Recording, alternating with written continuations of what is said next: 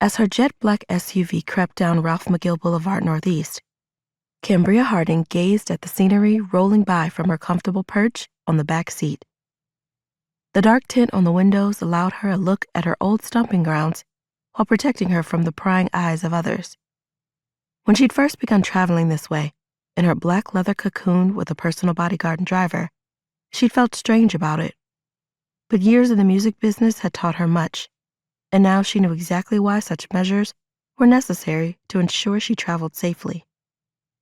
The historic Old Fourth Ward neighborhood of Atlanta had morphed into something different than she remembered, yet it was still recognizable.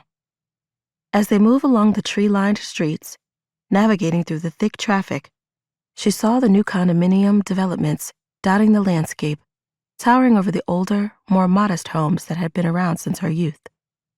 There were businesses, both established and budding.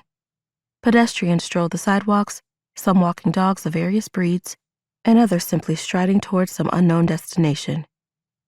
She sighed. It feels good to be back here and not be working. She'd done 3 separate shows in the metro Atlanta area over the past year, but she hadn't had time to chill on any of those occasions.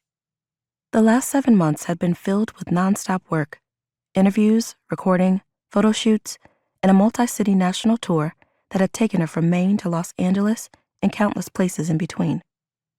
Exhaustion seemed too inadequate a word to describe how she felt.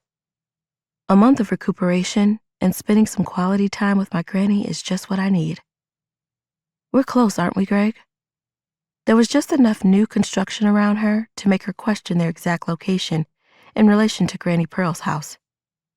Her driver and main bodyguard laughed. His deep chuckle filled the cabin. Yeah, but you know how Atlanta traffic is. Gregory Alford, a native of Raleigh, North Carolina, had been a professional wrestler in the early aughts. Since retiring from his days as Captain Crusher a few years ago, he'd been putting his particular set of skills to use by keeping overzealous fans out of her personal space.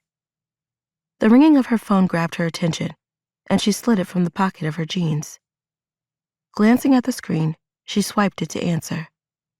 Blaine Woodson, haven't heard from you in forever. That's because I know you stay busy, Cambria.